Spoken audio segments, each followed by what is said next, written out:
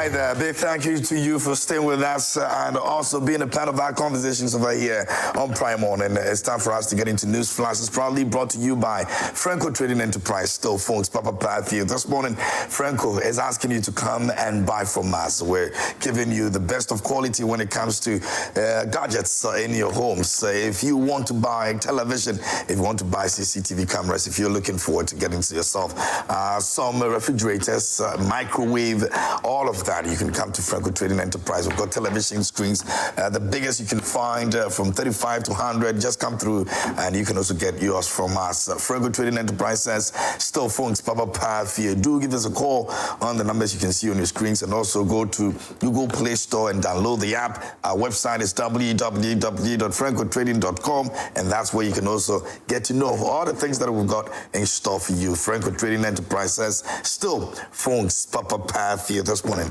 News Flash is proudly brought to you by Franco Trading Enterprise. Do well and purchase from us. Our websites, you can just walk into any of them. Our branches, you can just walk into any of them, and then you can also make a purchase. Don't forget, customer service is top notch. Very, very, very, very, beautiful service that we're giving you as well. So please call on the numbers you see on your screens, and don't pick numbers on social media to do business with us. Call the numbers that you can see on your screens, and trust me, Franco Trading Enterprise will always be there to serve you. Today we're looking at two major issues: the suspension of CJ. Now, committee probing removal of the CJ begins today. We're going to be looking at that, and also we'll look at Sammy Gyamfi's situation. He's been cleared by the presidency now.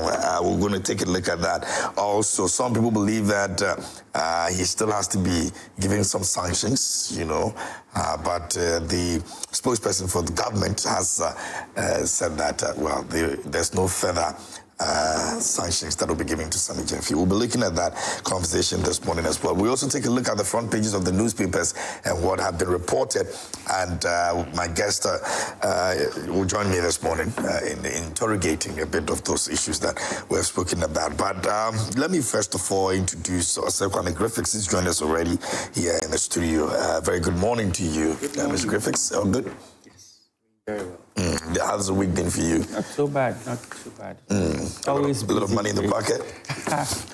Because the city is doing better, so yes, it should be reflective of what our packet stands for. It should even do better. I'm hoping that it will Something go all that the will way come to 9? Is it possible we get a single ticket? From the way it is going, it's possible. It's a possibility, and I'm really hoping. For some reasons, I don't think so. I think that if we're able to even do 10, we have tried. That single tickets, maybe I'm not prophet of whatever it is, but it's not something I think. Even if we keep it where it is now, it makes sense. That's something. Yeah. That's something good.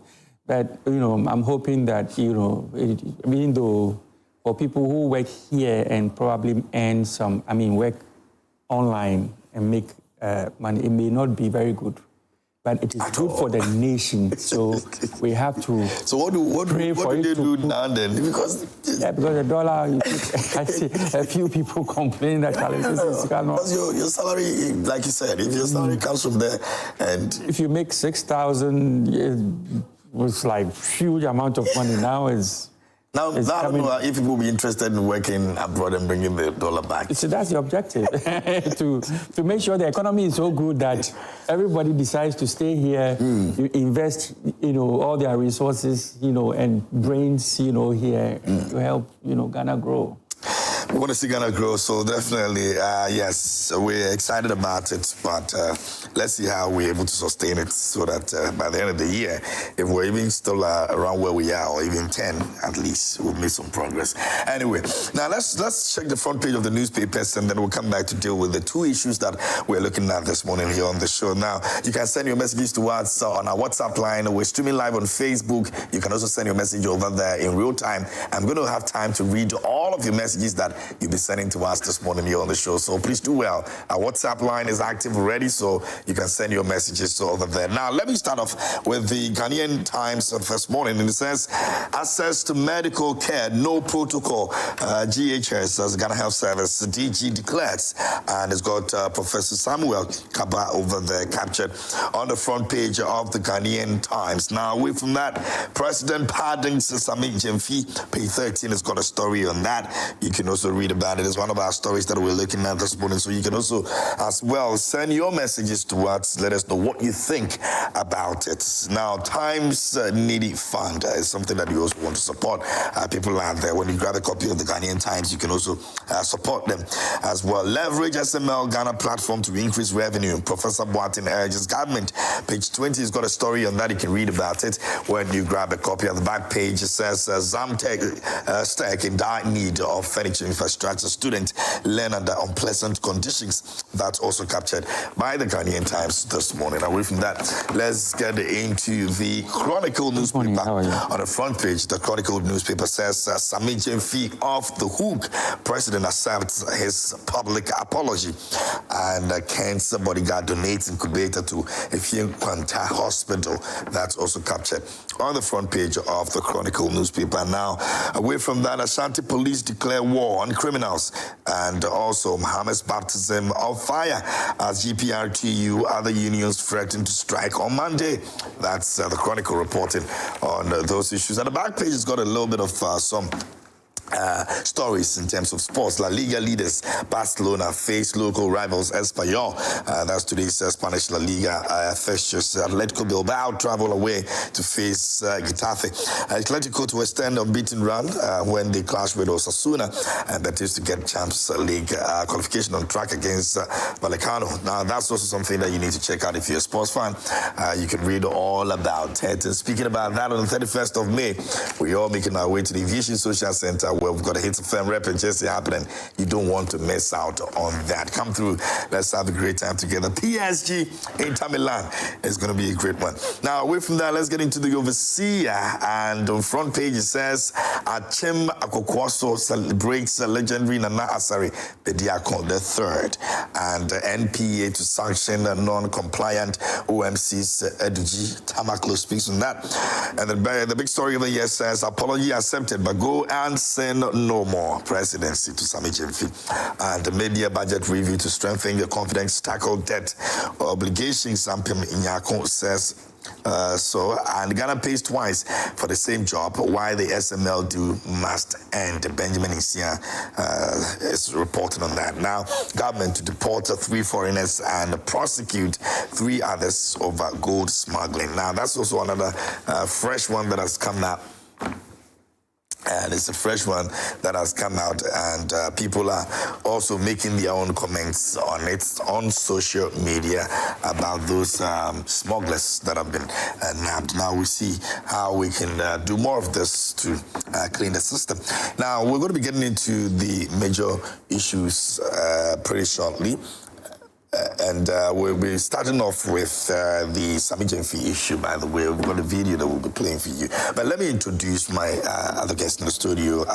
Mr. Fuseini Issah has joined us this morning, Western Regional Communications Director for the NPP. He's also here with us. Good morning, sir. How are you doing? Good morning. Good to see you. Thank you, my brother. You are looking good. Thank you. You're not looking bad as well. It's your first time joining us? Yes. Oh, you should be joining us some more, right? Oh, whilst I'm in Accra, I will have to, because that's my job. Yeah. But almost all the time I'm in Takrady. Oh, okay. But I'm doing some course in Western and in Takrady in Accra here. Okay. So most of the times I come around. Spend some time and then go back. Okay, anytime you're around, we'll grab you. No problem. We need your fine brain over here, so anytime you're around, we'll grab you. Thank you. Thank you so much. You can also join us this morning by sharing your thought with us. We're starting off with the issue of Sammy Gyamfi. We're all aware of what happened a couple of days back and what has been termed as public display of dollars. And you know that the dollars is an issue right now. So for a public officer to be showing off that would definitely put him in that, situation. But then a lot of people were expecting that the presidency would take a very serious action against him for that, especially the NPP. Unfortunately, they happened. But let's take a look at what Felix Fosu-Kwakye, the spokesperson for the government, actually says on this when he did a briefing on that. In the last few days, there has been some matters relating to the acting chief executive officer of the Gold Board, Mr. Sammy Gyamfi, regarding a video that emerged of some interaction with Agrada. You will recall that in the immediate aftermath of the emergence of the video, Mr. Sammy Gyamfi promptly issued an apology in which he expressed regrets over the matter and took on board public concerns raised overseas. A day after that, the chief of staff summoned him to the presidency to learn about what transpired. The invitation was honored by Mr. Sammy Gyamfi. He indicated to the chief of staff what his side of the story is, what explanation there is for what we all saw in the video. At the time, President Mahama was out of the country, so he had to be briefed on the discussions held with Mr. Sammy Gyamfi by the chief of staff, and he has been briefed. Now, the view is that, to begin with, the presidency acknowledges Mr. Sammy Gyamfi's immediate act of contrition and the acknowledgement of the need to express regrets over that incident. So that apology has been taken on board. You do recall that when President Mahama launched the Code of Conduct, he said that one of the remedies for any potential breach was a public apology. He also said one of the potential remedies was a caution from the highest levels of government. After the interaction with the chief of staff cautioned him, having acknowledged the apology he made, he cautioned him and impressed upon him to take on board public sentiment and act in ways that reflect public expectation. The chief of staff also took the opportunity to reissue the same caution that the president had sent to all appointees to be circumspect in their conduct. There may be things that may be commonplace in our private lives, but once you become a public official, you need to be sensitive to public expectation, and therefore that ought to guide the way that you order your steps. So in view of that, presidency does not believe that any further action ought to be taken beyond the apology and the caution. And we all take a cue from it and are going to do better in order to meet the expectations of the Ghanaian public. We value feedback. We are aware that Ghanaians expect high standards in the performance of our duties as public officials. We remain committed to meeting those high standards.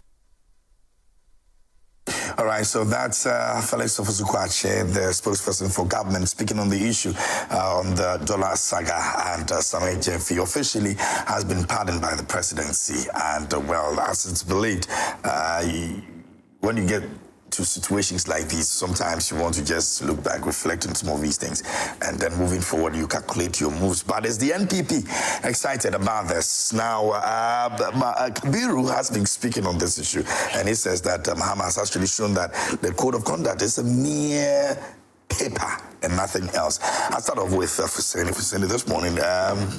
Is the NPP excited about the news of the pardon from the presidency? Let me say a good morning to all your cherished viewers, especially the people of Western Region. It's not about NPP being happy.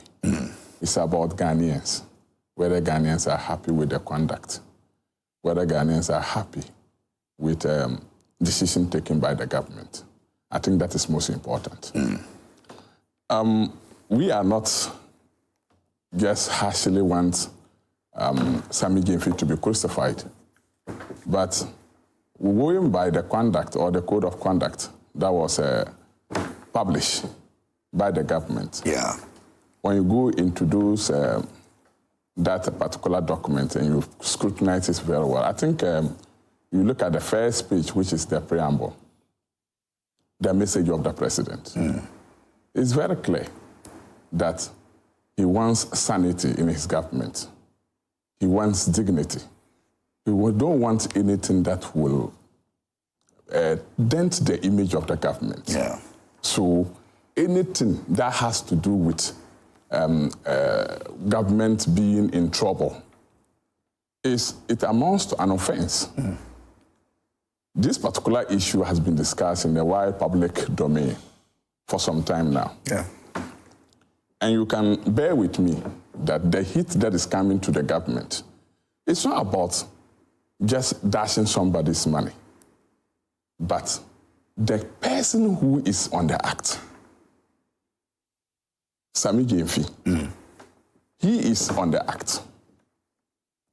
And in the previous government, I think Nana Akufo-Addo's government, similar occasion or similar things happened. You remember Cecilia Dapa's case? Very well. And you remember the comments that Sammy Gyamfi himself made about it. So they are playing back his own tape. What he said against the government at that time, what he said that was wrong, and we can call a spade a spade. He said so. He said so. It's criminal. That was what the words that he used. But if you look at the gravity of the two situations or scenario, if you like, you would say one had a bigger magnitude in terms of what is all. That one, no doubt about it. Exactly. No doubt about that. But you see, the magnitude, he was saying that even when he was told that the woman, the money they found in the house was not stolen because government has not announced to anybody that money has been... There's a missing money somewhere. Somewhere. He said, no, once they found the money in their house, it's criminal. Why is he hoarding dollars? And we don't spend dollars in Ghana. And that's the main reason why dollars are getting more strength than the city. That was what he said. And today, we have laws in Ghana that says that even hotels should not charge dollars just because it's a foreign distant currency that we need not to be emphasizing on it. And today, he has dollars with him. So it means if Sammy had given Agrada cedis, they wouldn't have been this. And you see, the bashing that is coming to Sammy Gyamfi is not really coming from the MPP government or the MPP party. It's coming from their own party. The reason is that it was the same Sammy Gyamfi who told Ghanaians that Ghana, there's a lot of people who are venerous, people who don't have anything. They are struggling to even get a 3 square meal a day. Today, he has a lot of dollars in his car. He was telling us that you go to the market today, you can't even buy items because you don't have the money. The system was so hot. That's what I want to know. And if it was cities, 4 months if it was cities, would we have complained this much? Maybe complaints would have come, but not much like we are seeing. We're seeing now, okay. You understand? So it's not an act of giving. It's not the act of giving. But it was the currency involved. And then the apology letter, he said he was just helping a needy person. You ask yourself, the person that took the money, is he a needy person? Is it somebody that we can... Well, it's something you would have done to other people as well. Of course, other people wouldn't be a problem. But the person that the money goes to, is he a needy person? If somebody is begging you for money, it means the person needs it. At that particular moment. But in the classification, according to where she was begging in the classification of needy people, you cannot classify such a person as... That's true, but at that point when she's begging for it, then it means she needs it at that point. She never begged for it. That's what she said in the video she did. Who says so? That she begged for the money. Oh, that's the defense that she's putting across. So it was a make-up defense? So, yeah, of course, because you are the receiver. And once you are the receiver, you have to defend the person that gives it to you. And that one, we don't take those words serious. You understand? And you see, the money that was also dashed out. You remember the amount that the lady said? It says $800. Yeah. Later, I think part of the video, she counted the money and said it was $10,000. That was an old video.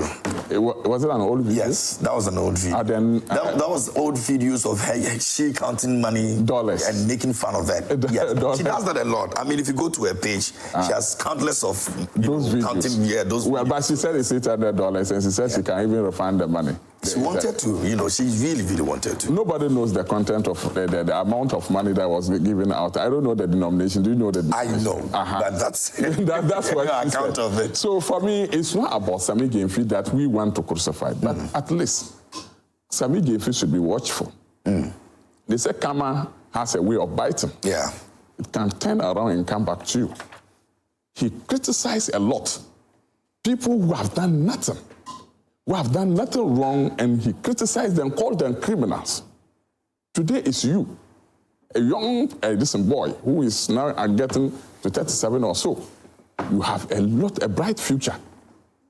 And if people says President Mahama should apply the code of conduct that he himself just launched weeks ago, the guy will have to go. You go through those documents, that particular document, the guy has to go. But could it be that President Mahama is now also venturing into the arena of clearing agents? Because you remember the name they called Nana Akufo-Addo. Cecilia Dapa issue, they said Nana Akufo-Addo cleared her of wrongdoing. And a few others that were made reference. Even when investigation was conducted.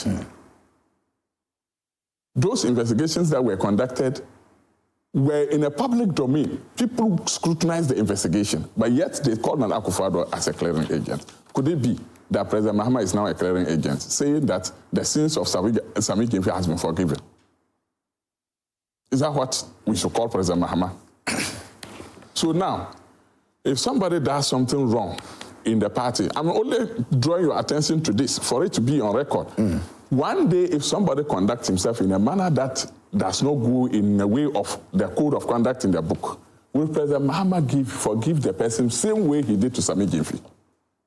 If he doesn't, it will mean that he's somebody who can pick and choose within his own government. His hands are now tied to select who to pardon and who not to pardon. Because definitely going on, somebody will also commit. Would that not be determined by the gravity of what crime the person has committed? Who determines the gravity of the issue? If somebody, for example, commits a huge, offense than what Sammy has committed, yes, which we all know that it's just a matter of being generous, you see, as we've put no matter how, and somebody still states funds, yes, that's totally different.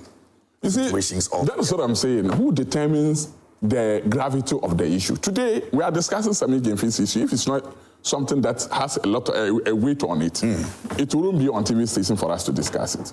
You understand? Something would have just prevailed, and walk over it and let it go. But it has been in the public domain for close to a week now. It means that it has some kind of impact in our economy.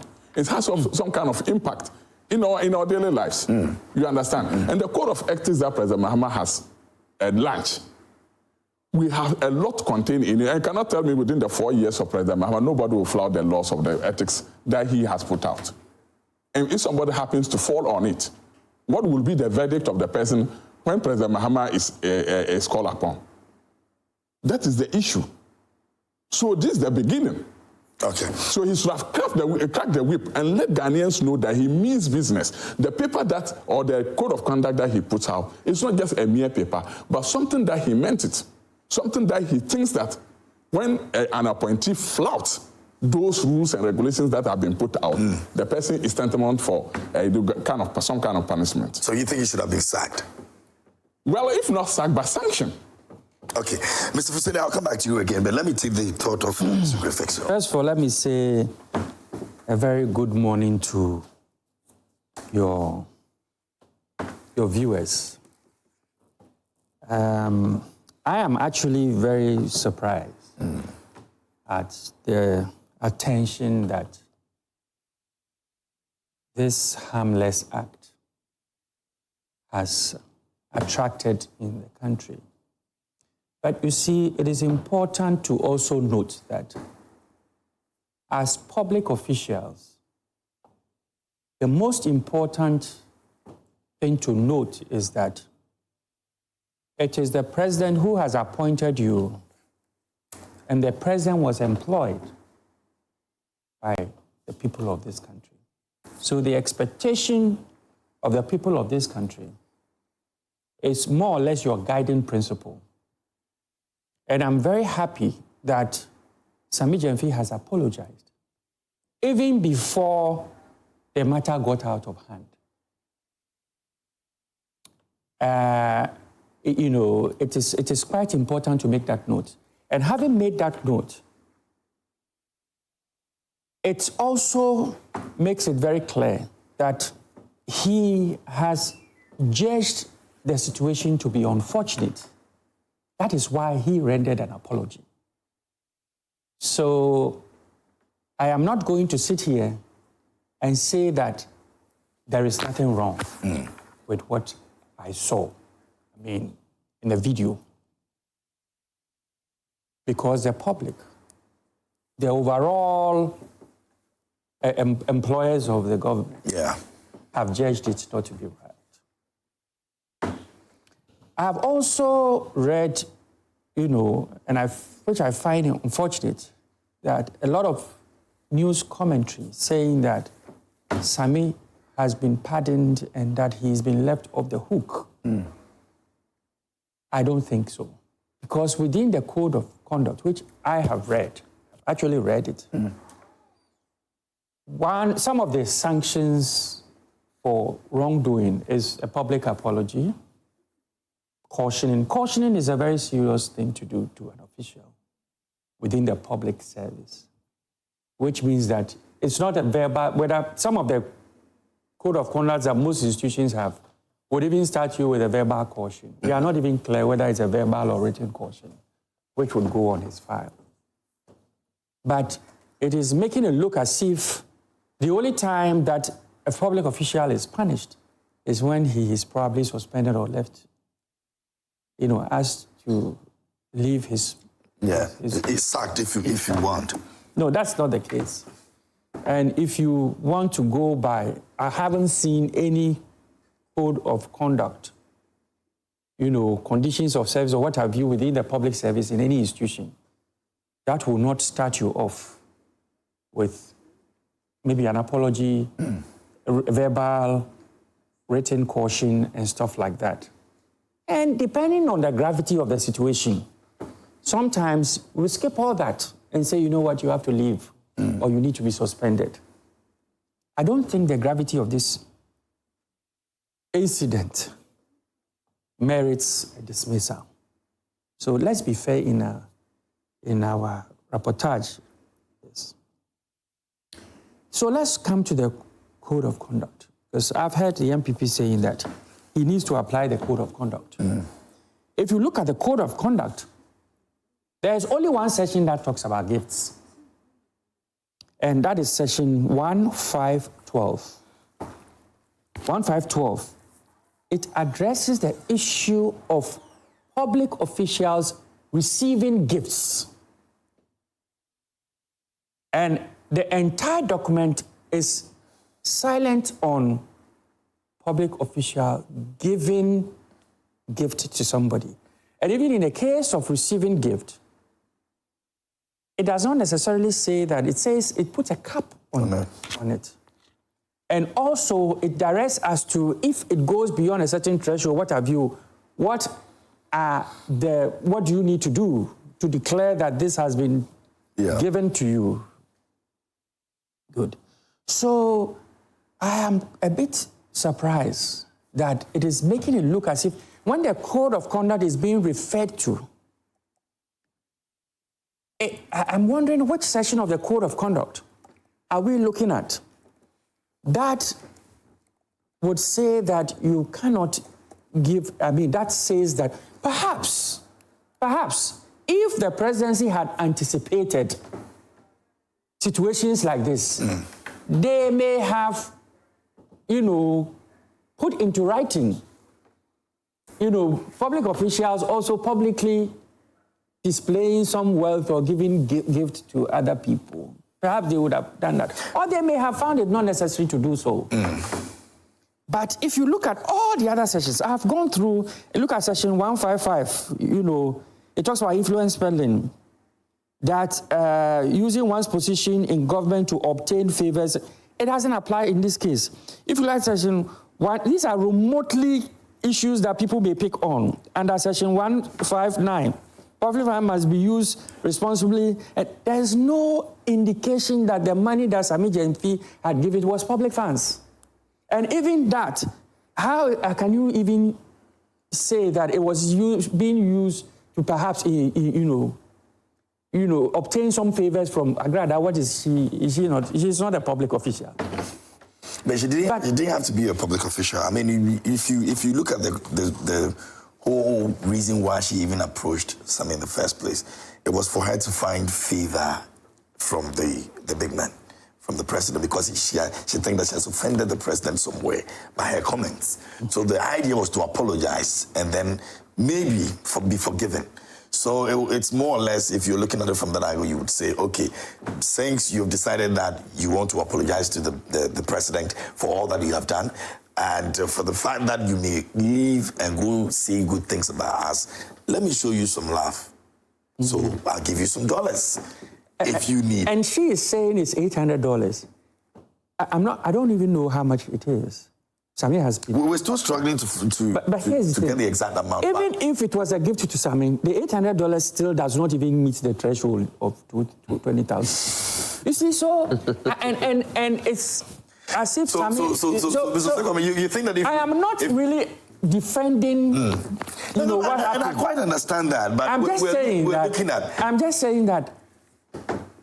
So look, if we look at what has happened in just the past few years in this country,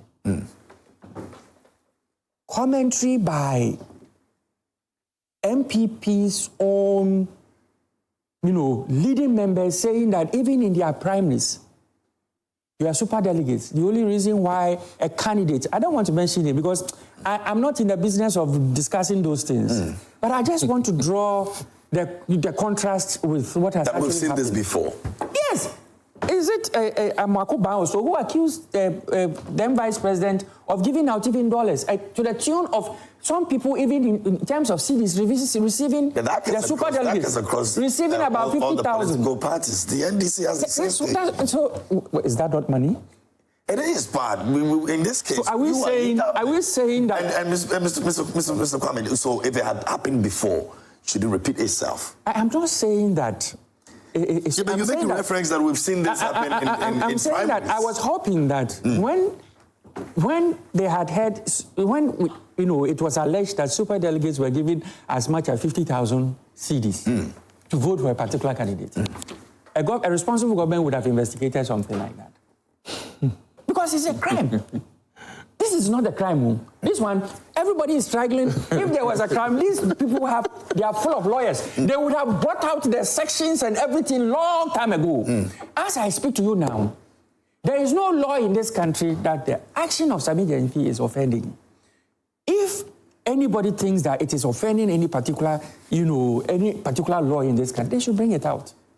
The only thing is that in a community, in a society where people are struggling to, make ends meet, it is looked upon as inappropriate for somebody who has been hired by the state, that our taxpayers' money is taking care of him to display, publicly, that amount of money, perhaps. You understand? But having said that, I'm struggling because I look at it when the code of conduct is being referred to. That's why I said the relevant section of the code of conduct that talks about gifts. It's not talking about a gift of a public official giving a gift. It's talking about the public official receiving gift. And even that, it does not say public officials cannot receive gift. It says there has to be a cap and it can't induce them, it can't be induced to act in a particular way. If somebody does the same thing Sammy has done, there's going to be the same process. And that's what Mr. Fuseini was asking. They have done it. So if we have somebody who's were you not in this country when it's going to be flaring as usual? I don't want to make certain comparison with certain countries. There's a saying in Akan that when you don't intend to be tall, then you compare your height to the dwarf. I say, so I don't want to make certain comparisons because, of course, some of these actions have been judged like that. But you're not in this country. When Howard Kumsin publicly splashed money, were you not here, Brian Champon? That was, I think, the Fuseini Issah something, festival. Yeah. What's the name? Even the person who read the press statement of press conference of the Nanabi, he himself, the Tescon allegations of, money influencing and all that. These are all things that are there. So are you saying that those are actually monies that were alleged to have been used to cause them to act in a particular way in an election? And that's a crime in this country. Mr. Fuseini, I wanted to you react to it. Okay, react to it, and then I'll ask you my question. Yeah, so I wanted to draw his attention to one thing. It would have done him a very good service if he refrained himself from defending Sammy Gyamfi in that manner. Your own people, I think most of the NDC people are saying that it's better you just apologize and be remorseful than to defend. The Sammy Gyamfi himself, if it's not a crime, why did he come out to apologize? That is one thing. Secondly, if you look at the code of conduct, 1.3, look at it, civility, courtesy, and restraint. You look at it, then you look at, beginning when I was speaking, I spoke about this particular issue of integrity and not bringing the government name into this dispute. It's stated here clearly. Look at it. I think that is the code of ethics. I think 1.3 so take reasonable care to maintain the integrity and reputation of the ministerial office. If you look, that is a civility, courtesy, and restraint. Yes. Right? So bringing the name of the government into disrepute is one of the offenses of the code of conduct. If Sammy Gyamfi felt that what he has done is something that doesn't offend the Constitution, it doesn't offend the code of conduct, he is free. He doesn't have anything. Why should he apologize for what he has done? Secondly, why was he invited to the Jubilee House to be cautioned? That means some offense have been conducted. Well, was it not because of the way the public were, discussing it and making it look like it's a crime already? If my brother so the right thing to do was to be invited to the Jubilee House to be asked questions. If my brother here decides to dash me money in this studio, maybe it may not be as serious as Sammy Gyamfi did. Yeah. Because the maybe, office is I don't know his position, but maybe he's not a public servant or he's not in the public office. At least for now, not. Good. So you will not be liable because part of the code of conduct that were put out are for the office holders, public office holders. Yeah. And you are not a public office holder. So whatever you do with your money, nobody cares. But once you hold public office, you are accountable to the Ghanaian people. Whatever you do with the money or the finance of your office, we have to make sure that we scrutinize and know what we are using the money for. Because it's our taxpayers' money that we use to pay you. And some people believe that there's no money anywhere in his office. Yes. Has there been any money missing in his office? This could be his own personal money. This could draw people's attention. Whilst we are discussing it and we are also making it clear in the public domain, it will draw the attention of the people to go in and then do some kind of investigation. You understand? That's what I said. I was not even saying that they should sack him. What I said is that they should prefer some sanctions. You understand? So that when somebody also does same, whether the gravity of the crime is so heavy or not, the person can go through the process again. But now it's difficult for anybody that violates the code of conduct to go through those processes because Sammy Gyamfi has been pardoned on the way. You understand? I heard your main man, Kwesi Pratt. Yeah. He said people should stop defending this guy. What he has done, they should stop defending. The reason is that You were somebody who were on the public domain telling people that Ghana is so hot to the extent that nobody can buy a hot meal a day. But you are now dashing dollars. Is it mere 4 months under President Mahama's regime, you've acquired so much wealth that you can dash out dollars to people? Even if it's $800, that he's talking about is close to about 10,000 Ghana cedis. You know that. Yes, and a lot of people also believe that he can afford that amount of money. Sammy Gyamfi has been living his own personal life on his own terms, even before. Was he dashing those monies? So if he's giving it from his own pocket, no, before they came to power, was he dashing the same money? Have you ever heard that Sammy Gyamfi has that somebody 10,000 Ghana cedis? He probably may have done that. May have done that, which you are speculating. I'm not aware. You are not aware. You are speculating. That's the unfortunate thing about this. The one that is in the public domain that I know, the one is in the public domain that I know, and you know, it's what we are discussing. Exactly. You understand? Yeah. So you probably what he has done in the past is not what we are discussing. We are discussing the current issue. He has never dashed anybody 10,000 in the public domain like what he did. So we may have some caution, some kind of suspicion that in the 4 months old government, he has acquired so much wealth that he can dash out 10,000 or more than 10,000 Ghana cedis to somebody without even looking at his back. So what we are saying is that just admit it.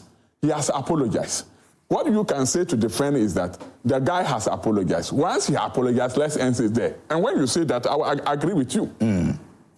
Shraj was petitioned, Eric actually petitioned Shraj. Yesterday he withdrew when the president's communication came out. So that case has been withdrawn from Shraj. Well, Shraj, I don't know how they are going to do, because he said that case will be withdrawn. It means that they are not going to further. It's withdrawn yesterday when the communication came out from the president. So it means that they've closed the case. Yes. There's no way anybody can petition anybody to investigate that. But that was where the NPP, some communicators were back in their hole, because it makes it open for investigation once it's at Shraj.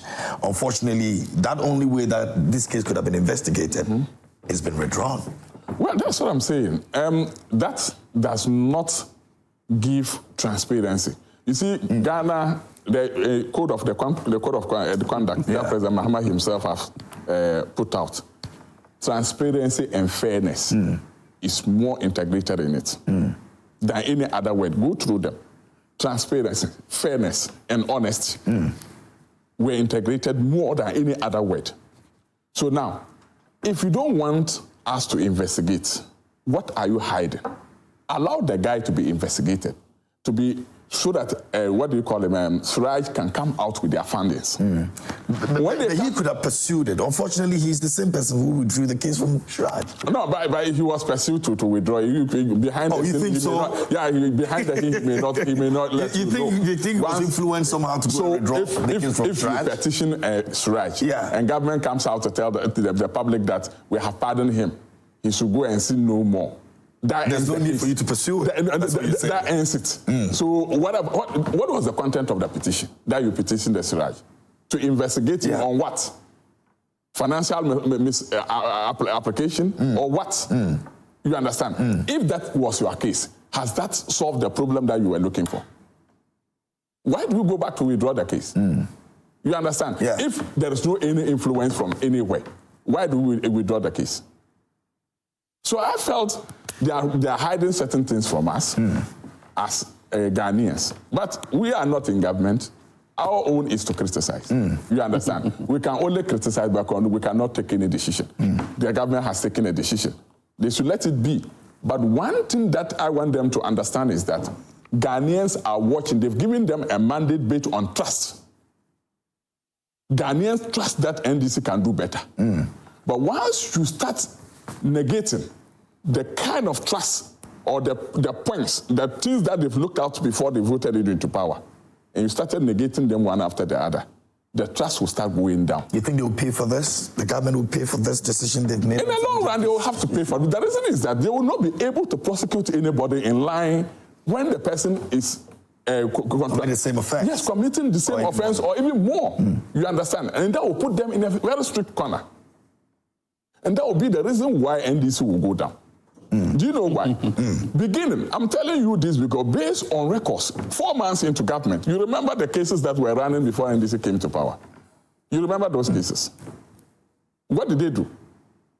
The Attorney General entered nolle prosequi, cancelled all the cases, except only one case that He gave reasons for it. There is nothing that you can do without any reason.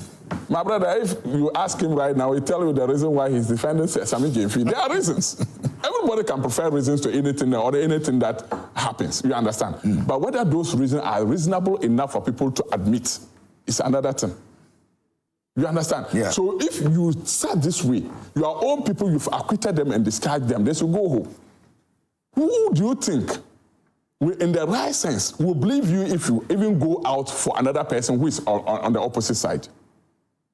Will it be a witch hunting? Because the real, let me put it in a quote, the real criminals that we thought that they've embezzled the funds of the country are on trial. And you said, no, those people should go home. But these people should come and face the trial. What does that mean? Political witch hunting. And that is the trust that Ghanaians are now losing on NDC. Those that they are peddling, what do you call him? The man, this national security man that is in Edu Boahen that they are pursuing. They thought they are doing a great job. Their own people can praise them, but Ghanaians are watching with keen interest. There's an alleged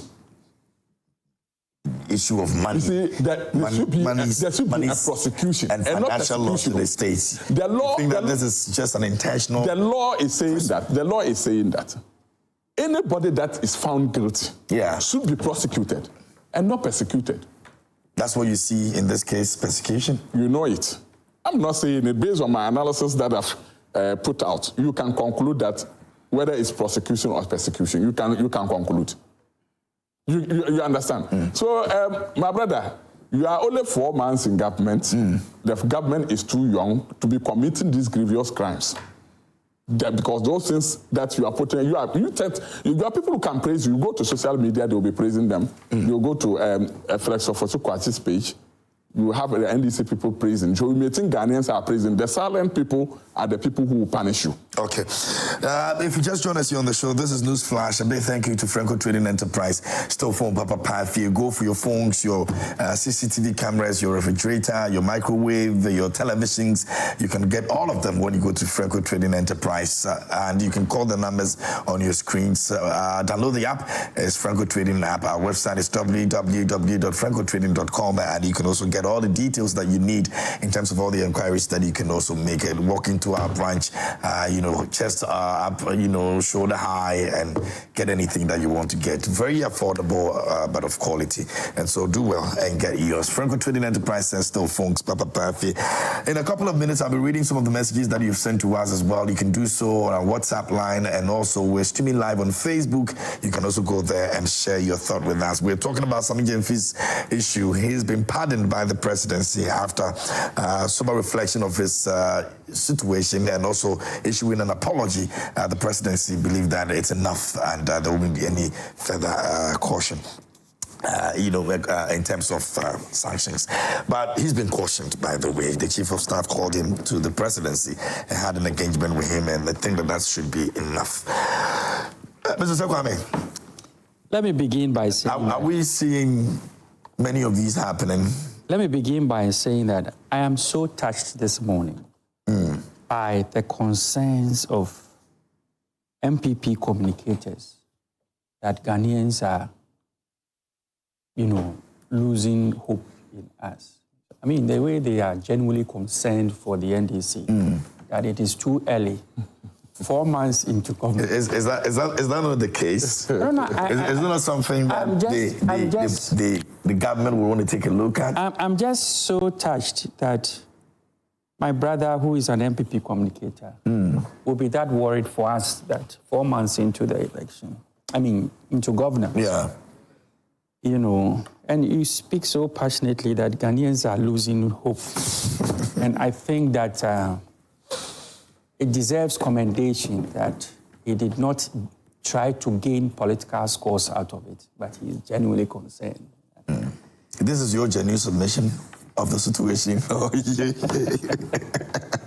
So, but having said that, let me also indicate that I started my my submission by saying that I am not, defending Sammy Gyamfi for what has happened. He himself has judged it not to be right. That is why he has rendered an apology. The government acted swiftly by summoning him to the presidency and cautioning him. I am very sure that had he not rendered an apology, it would not just have been cautioning, but he would have been asked to render an apology. I'm very sure, because the code of conduct indicates as some of the punitive actions, for you to render a public apology, that's how it puts it, and then also caution, verbal and written caution. So it is not, it's not my position that there's absolutely nothing wrong with what has happened. Whatever the people of this country have judged to be wrong is not right. And I have made that clearly.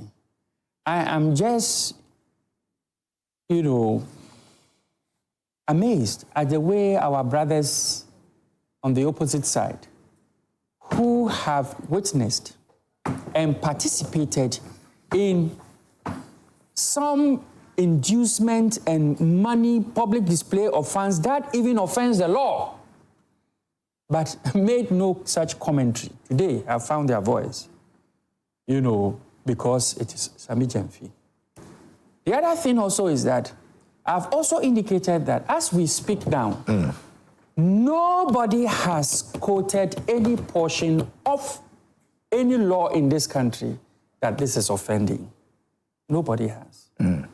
That Sammy Gyamfi met Agrada. Agrada asked for money, and then he went into his car. Unfortunately, the cameras were there. And then he didn't have CDs. He didn't have decided to give dollars to them. Yes. When it was being, my brother was commenting, he says, what you do with your money, with the money in your office, this is not money from Sammy Gyamfi. At least we don't know that for a fact, that it's money from his office. Because are we saying that the only way Sammy Gyamfi can have $800 is when he dips his hands into the gold board office? No, we are not saying that. He is capable of raising that money, from his own pocket. So, and you see, when the commentary, sometimes the commentary brings out the facts. The commentary said, what you do with the money from your office. Yes, we should be concerned about what you do with the money in your office. Now, he said, Kwesi Pratt said we shouldn't defend. Kwesi Pratt is not a law. He is also somebody who has aired his views on what has happened, just like all of us are entitled to. The commentary from the presidency didn't say that there's nothing wrong with what happened. Otherwise, the presidency wouldn't have cautioned Sammy Gyamfi. So there is no defense coming from the official quarters. And it shouldn't be looked like my brother said, that are we seeing another clearing agent? No, there will never be a clearing agent like the mother serpent, the serpent of corruption. Mr. Sekwame, if you look at the number of people or public outcry that came with regards to this issue, you think that a sanction wouldn't have really settled this better than we have done right now? What are we talking about when we say sanction? I mean, you mean... Some suggested you mean suspension. Like suspension or removal from office? Well, removal from office may be too harsh, but people were looking at, okay, can we suspend you for a while? Just so others can also learn from this. Because a lot of people made too many, noise with regards to this. So maybe if we had gone beyond just cautioning and issued a suspension, it would have saved the situation. Let's not forget this, that the person involved also has rights.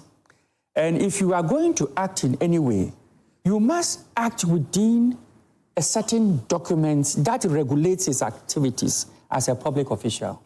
Let's not forget that. In all this, nobody has talked about whether it would be fair or it would be right to, it would not be infringing on his rights if we decide to sack him because of this. Nobody has said that. Now, the code of conduct, which everybody is quoting, where does it say you cannot give a gift? It's not nowhere. It says you can't receive more than 20,000 cedis. And in case you do, this is the procedure with which you need to declare, because the president himself received the cars, and he gave it to the presidency. No, so yeah. Yes. So if we say he should be suspended, on what regulation? Because he's a public servant. You cannot just say, wake up and say, because people are crying, or somebody has said it is not right. Because look, there's a saying in Account today. My three proverbs are coming on that the akokosa enya kroma feda. You think that this, like I said, that's why I'm so impressed that they are so concerned for us, that we are losing public, the trust that people have in us. I'm really, really, impressed. It shows how much they like this country, they love this country, and want to see the government succeed. So there would always be an outcry to some extent.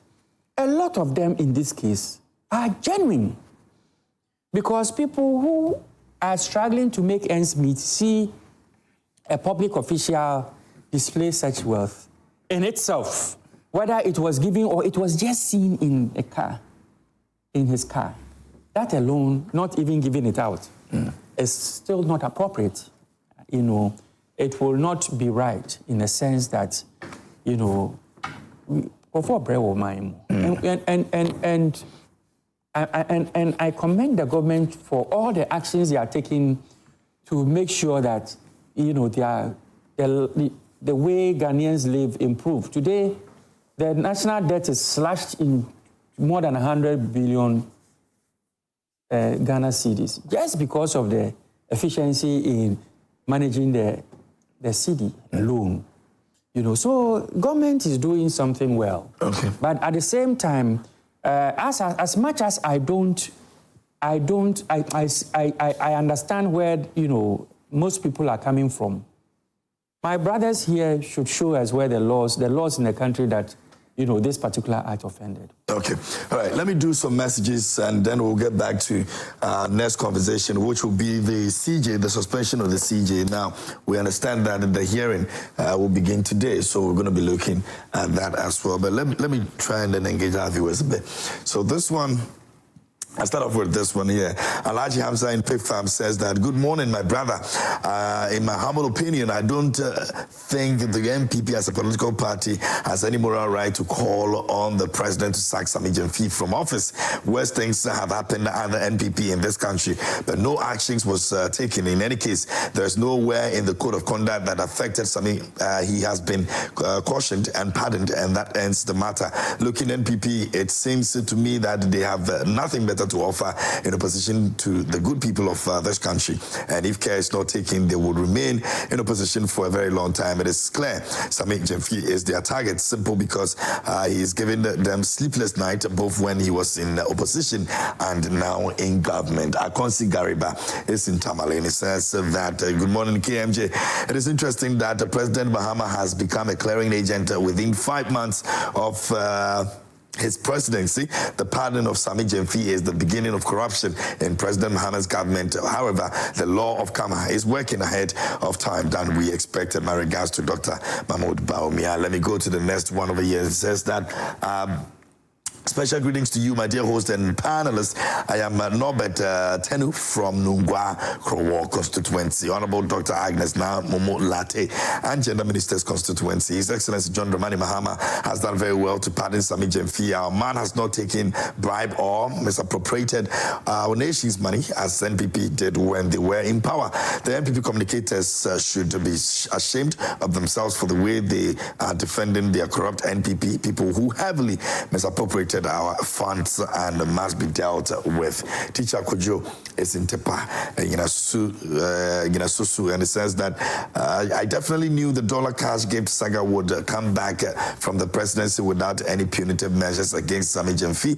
Now President Mahama has taken over the clearing agent title. Going forward, John Dramani Mahama would be addressed as President Clearinghouse, which is synonymous with the incompetent one. Greetings to Mr. Owusu Bempa, the incoming constituency chairman of his share. So the chairman,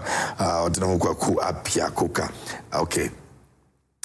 This one over here says, KMJ, there's nothing wrong with what Sammy did. Sammy did not go around throwing money to the crowd. He gave out his own money to somebody who asked him for some money to buy fuel. So the NPP should keep quiet. Oral must work from what inside as a setre. Let me go on to some other ones that have been sent to us this morning. This one says, good morning, everyone. President Mahama is indirectly telling his appointees that you can misconduct yourself in your offices and come out and apologize. I will pardon you. Christian from Sandima sent in that. Another one over here says the president sanctioning Sammy Gyamfi over the dollar incident.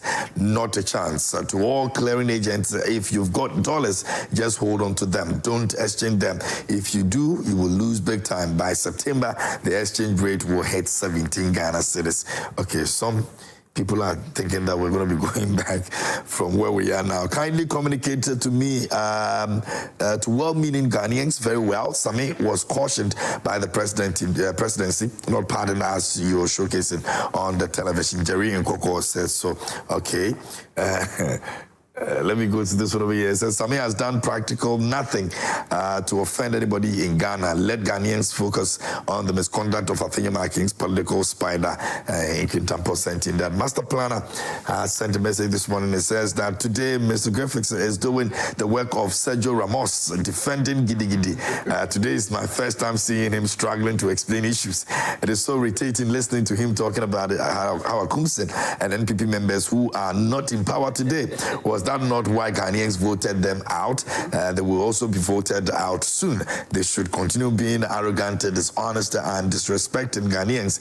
All the lies they peddled to win no power will be exposed soon. Regards to Honorable Thomas Ohinibabuache, incoming MPP organizer UK branch, and that master planner deciding that he's going to stay on the graphics today.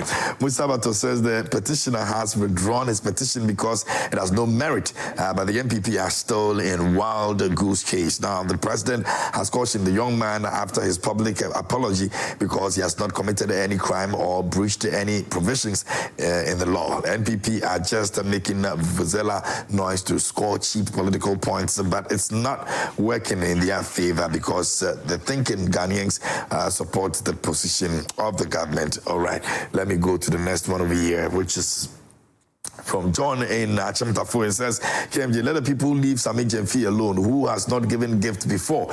And is there a proof that it's government money he gave out when Jesus said, who had not sinned before should throw the stone? What happened? NPP are just after Sammy because he matches them boot for boot on every debate. Okay, that's what you also have to say this morning. Now, the actions of President John Mahama in regards with Sammy Gyamfi's saga clearly shows that our dear nation, I beg your pardon, will forever be ruled by corrupt individuals as long as John Mahama continues to be in government. It is only the NDC political party in the Fourth Republic which is more corrupt than any other political party. Ghana has sold our color of TV for a black and white TV, and only time will tell. As this bio from was sent in that.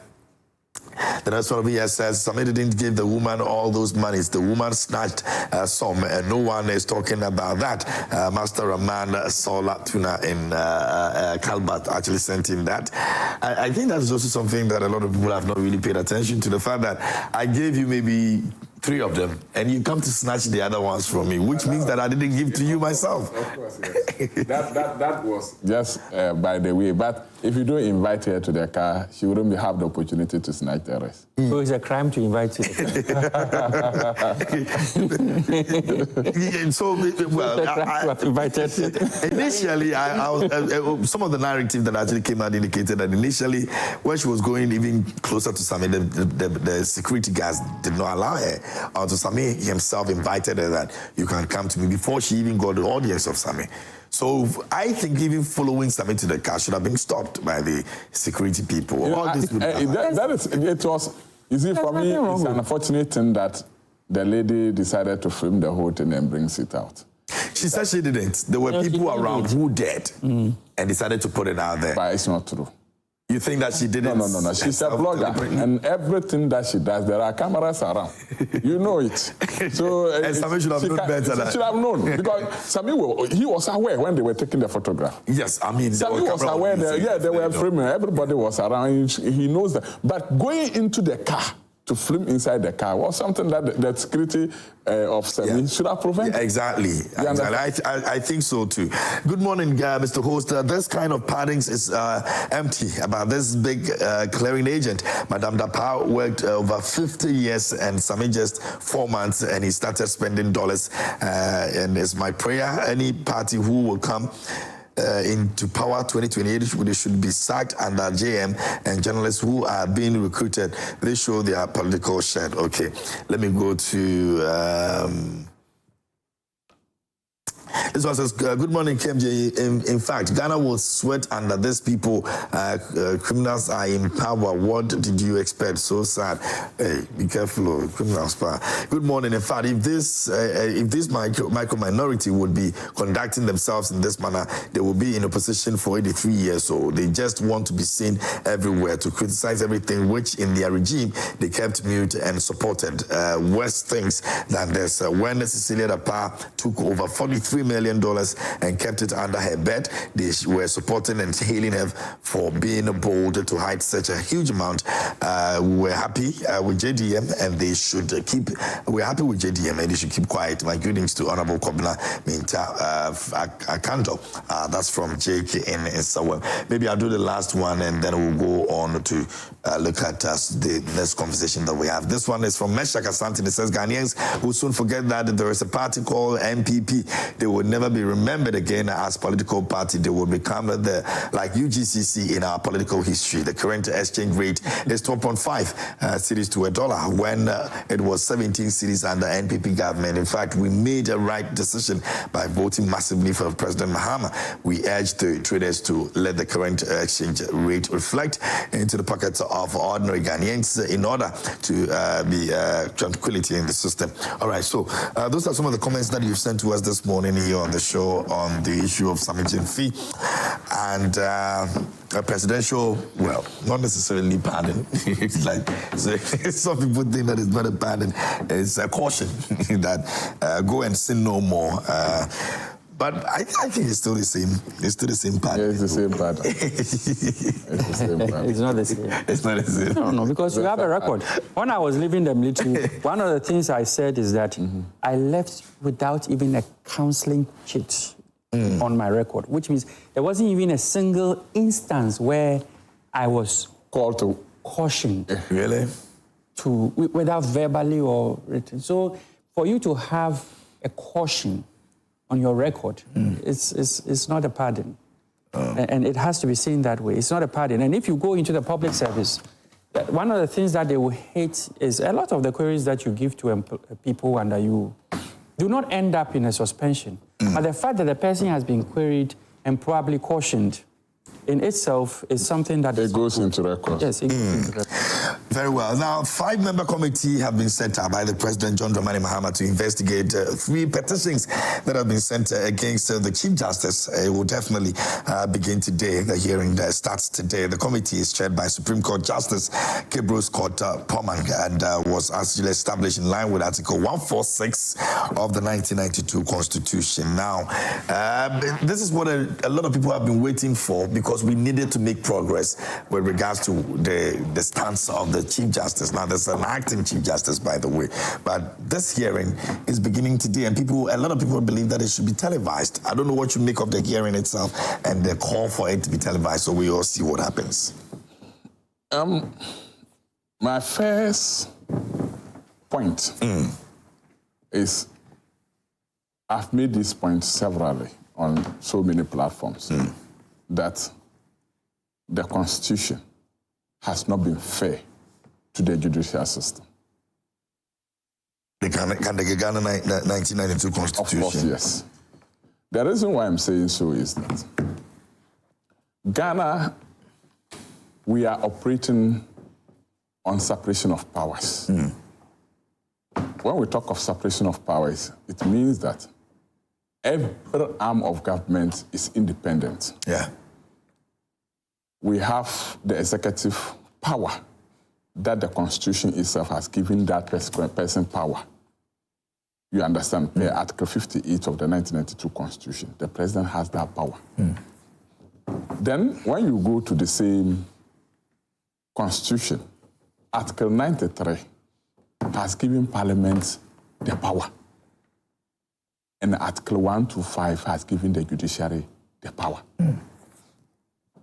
And the reason why I'm saying it's not being the Constitution is not being fair to the judiciary is that once the process of removing the president is through by impeachment, is that not so? Yeah. And the process of removing the parliamentary, the Speaker of Parliament is by what? Impeachment. What is the process of removing a Chief Justice? It's just a simple way of doing it. Per Article 146, the whole chapter talks about the removal of justices and came specifically under Article 146, Clause 6, which talks about the Chief Justice. And the removal of that Chief Justice, where I had a problem, when it comes to other justices other than the Chief Justice, which is stated in Article 146, Clause 3, you look at it very carefully. It talks about how a petition can be sent to the Chief Justice for the establishment of prima facie case against whoever the petition is against. And when that prima facie case has been established, there they can now retain, or the president can now set up a committee to investigate the matter. When it comes to the Chief Justice, who is the supreme head of the judiciary, no prima facie case has been mentioned under Article 146, Clause 6. And I believe these things, lawyers have jungled over it. They have. Yeah, there's been a lot of conversation around it. His own is that when a petition is sent to the president, in consultation with the Council of State, just set up a committee and they start probing the person. Yeah.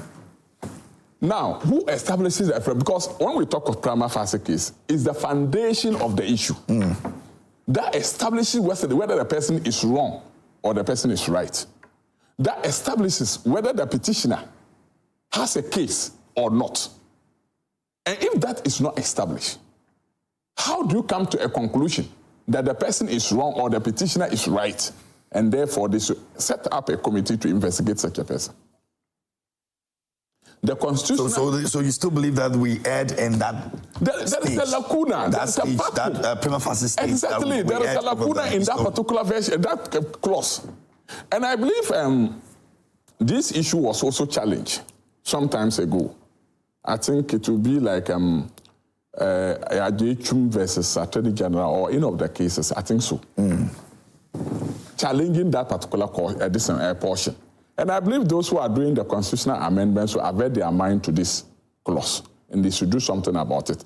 The reason why I'm so passionate about it is that I'm a law student. The reason why I'm so passionate about it is that those who crafted the 1992 Constitution were a group of lawyers, professional lawyers, and they've given all the powers to the executive, they've given the powers to the legislature, And their own people, they couldn't remember to give them that. And you remember the proposal that the Chief Justice, the former Chief Justice, Gloria, Sofia Akufo, proposed to the, what do you call them, the Constitutional Amendment Committee. She thinks that the process was a bit unfair. It should be amended, that particular clause. And the painful part of it is that when it comes to clause 11, then it says that before such a thing could happen, the Chief Justice may be suspended. And by the President. By the President. It says the President may at any time revoke them. Yes. The suspension as well. Here is the case. But we don't see that coming anyway. No, here is the case. Today that they are beginning the hearing. The hearing. When was the Chief Justice suspended? A couple of weeks back. Why? Because the process was... No, the process... No, they were not ongoing. She needed to step aside for the investigations, for the probing. The probing that I'm talking about starts today. Today, yeah. And I'm asking, when was he suspended? Way back before the process began. Yeah. You understand? So what I'm trying to tell you is that I think they were trying to do something, and they wanted to exhibit that before even the probing starts. So they need to get the lady out. The reason why I'm saying so is that immediately the lady was suspended, and they appointed somebody to act on her behalf. Justice Paul Bafo. Good. You remember the instruction that went out? You remember the instructions? And I believe that was the orchestration that they needed to do before the so it was deliberate. It was something. And I even said it somewhere. Orchestrated. Many of your communicators have used orchestrated. Yes, and I've said it somewhere that the petitions that were invited, there are 5 petitions. You are a journalist. You people carry the stories. Before it comes out for me to hear, it must pass through you. You understand? Have you ever heard, or have you ever seen, or can you tell me the petition that they established a prima facie case in? Is it all the 5 petitions? Is it 1? Is it 2?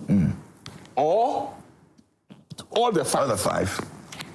Nobody knows the one that they stood on to establish a prima facie case on constituting a committee to investigate the woman.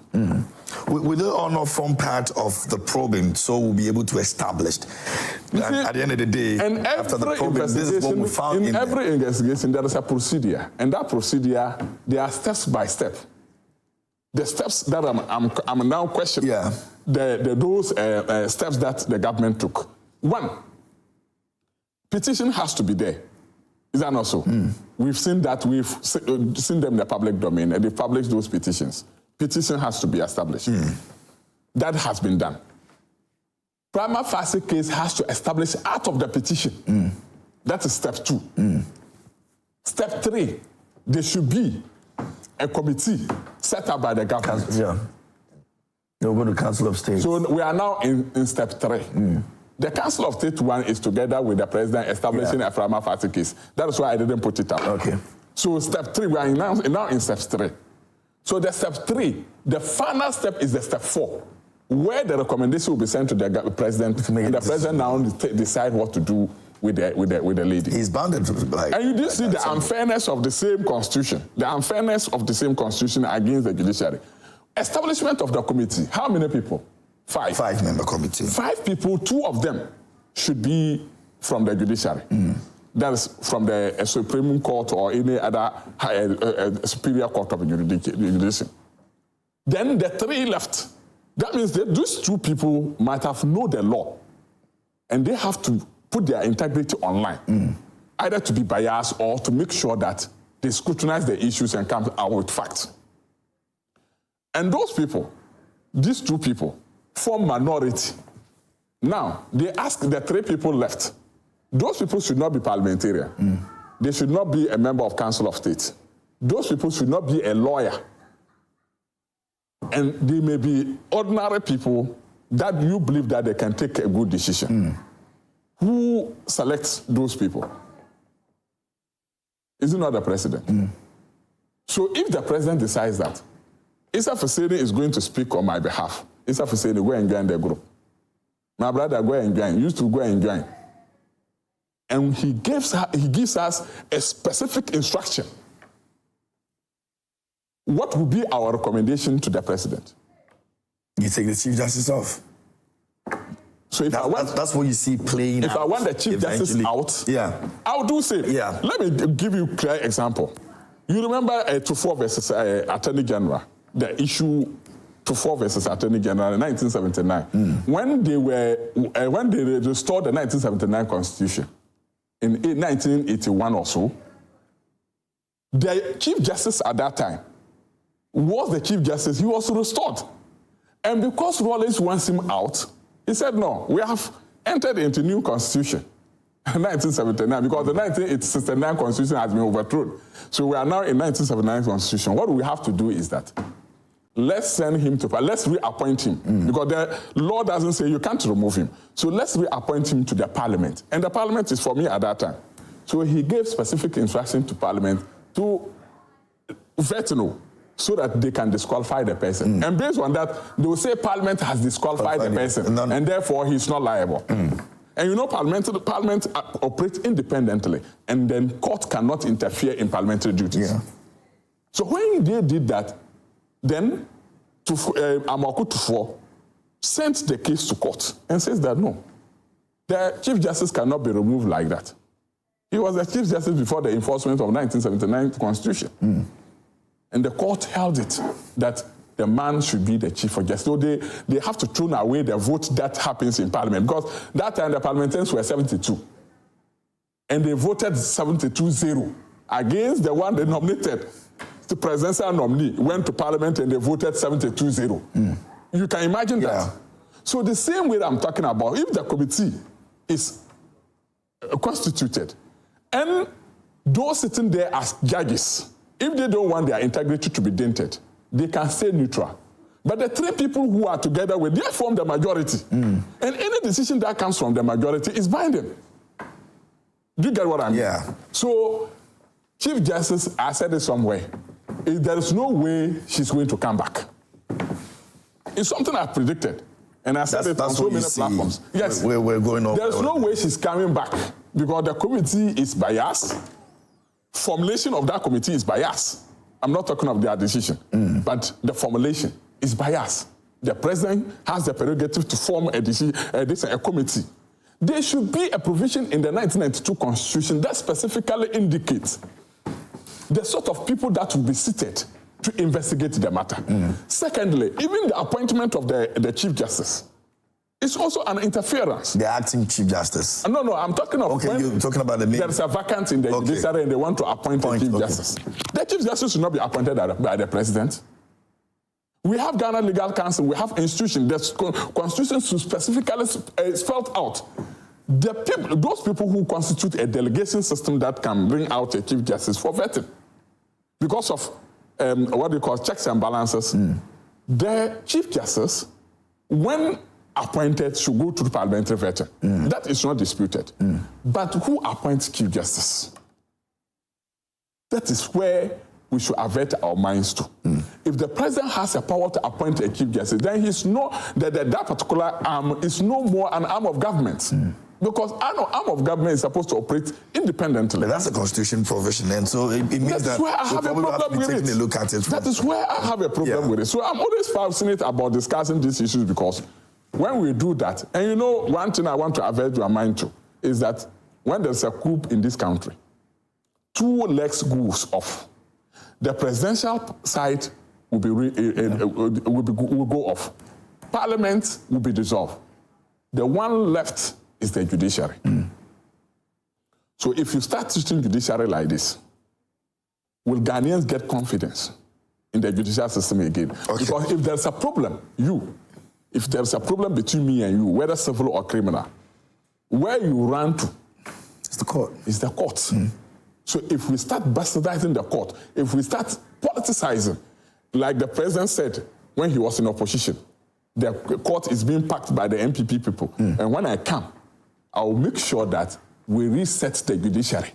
And that is what they are doing. It was something that was planned in opposition. Just executing it. And they are just executing the plan. Okay. Thank you very much, Mr. Fuseini. Let me go to Mr. Griffiths on that as well. You can also send your messages to us. I'll be reading some of your messages before we say goodbye. Mr. Griffiths. Okay. Let me start by saying that My brother is actually talking about issues with the Constitution that, in his view, appear to be unfair to the judiciary. Yes. Pretty much. Let me also, to comment on that, I would like to indicate that this Constitution was written from May of 1991 to March of 1992. The interesting thing is that two institutions boycotted the writing of the Constitution. And their excuse was that it was supposed to be the elite, but we had representatives from market women and what have you. So we have put together riffraffs to come and write laws for our country. And it was the New Patriotic Party, then referred to as Dankwa Busia Club, because at that time there was a ban on the formation of political parties. So I'm surprised you say MPP, because the MPP at that time wasn't in existence. Yes, but the MPP has been in existence since independence. Wait, please. The UP tradition. The UP tradition in the First Republic was United Party. Then in the Second Republic was Progress Party. In the Third Republic, splitted into two, PFP and UNC. And the Fourth Republic is New Patriotic Party. So same ideals. The same party. The same thing. In the Fourth Republic, the New Patriotic, the NPP was picked because they were hoping to tap into the Northern People's Party, MPP, which was part of the United Party in the First Republic. So, I mean, we have their history. So the Dankwa Busia tradition, these same Osafo Mafos, I mean, the same people we are, Kufuor, President Kufuor and all these are the same people who led the advocacy to boycott the writing of the Constitution. The second institution is a Ghana Bar Association. They also boycotted, given the same reasons. And that the military regime cannot be leading a process that will write a constitution for our country. So they expected the civilians, so should we have had the election before the constitution is written? And if so, what will be the framework that we are going to hold? See, all these things. And today, they are the same people who, and the funny thing is that when we finished writing the constitution, they said, but for the indemnity clause, it's a perfect document. So they had no issue with any aspect of the Constitution, but for the fact that the indemnity clause, which protected, President Rawlings and people who, may have been perceived to have acted in a certain way during the revolution, they had nothing against the Constitution. So today, these same people are raising issues, when they quote the Constitution, then some of us, we tend to laugh. Now, this whole process did not start during President Mahama's time, the removal of the current Chief Justice. A petition was submitted to President Kufuor while he was still in office. And when I hear people saying that it's unprecedented, it is not unprecedented. We had a situation where a petition was submitted against Charlotte Osei and these, what's his name? The commissioners at the EC. At that time, the New Patriotic Party and the then government, led by Nana Addo Dankwa Akufo-Addo, said that they were acting as a conveyor belt. In other words, they had no decision to make in the process whether the case had to be referred or not to be referred for a prima facie case to be established. Interestingly, when President Akufo-Addo got hold of this particular petition, that conveyor belt was broken. So he had to make a decision that there was no merit in the petition. The conveyor belt that conveyed Charlotte Osei's petition to the Chief Justice then for a prima facie case to be established, that conveyor belt experienced a mechanical fault. So the petition remained at the presidency, and the president made a decision that I think that rather is inconsistent with the Constitution, and it is inconsistent with his own commentary and the commentary of the New Patriotic Party when Charlotte Osei's head was on the chopping board. So there's a perception that we're repeating the same thing now. The NDC is repeating the same thing now. We're just doing what, the president started. There's a 6-step process that leads to the removal of the Chief Justice. The first step is that per Article 146(3) of the 1992 Constitution, a citizen submits a petition which will state some misbehavior or incompetence or something, to the presidency. That's step one. And that was complied. We had nothing to do. 146 clause 3 doesn't talk about Chief Justice. It talks about a justice other than a Chief Justice.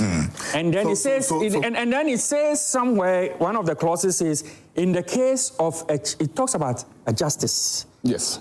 And then one of the clauses says, when it is the only differentiation it makes between the other justices and Chief Justices, of course, you can't be a judge in your own case. So in that case, it indicates that the case should be referred to the Council of State for a prima facie case to be established.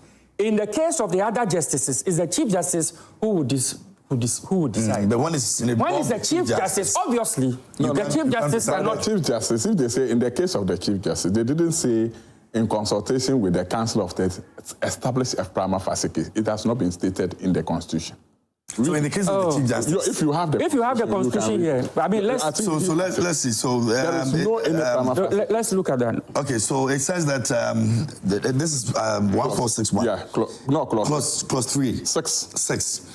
It says, where the petition for a removal of a Chief Justice, the President shall, acting in consultation with the Council of State, appoint a committee consisting of 2 justices of the Supreme Court, one of whom shall be appointed chairman by the President. The 3 other persons who are not members of the Council of State, nor members of Parliament, nor lawyers. So this is the how. So the prima facie case is the composition. Let's look at that. You are talking about composition. Read the portion. Let's find the portion that deals with referring the matter to the That's 3. Read to that is 3. So it says, if the President receives a petition for the removal of a Chief Justice of a Superior Court other than the Chief Justice, or for the removal of the chairman of a regional tribunal, he shall refer the petition to the Chief Justice, who shall determine whether there is a prima facie case. You understand? Then he says, in the case of a Chief Justice, in the case of that's 4.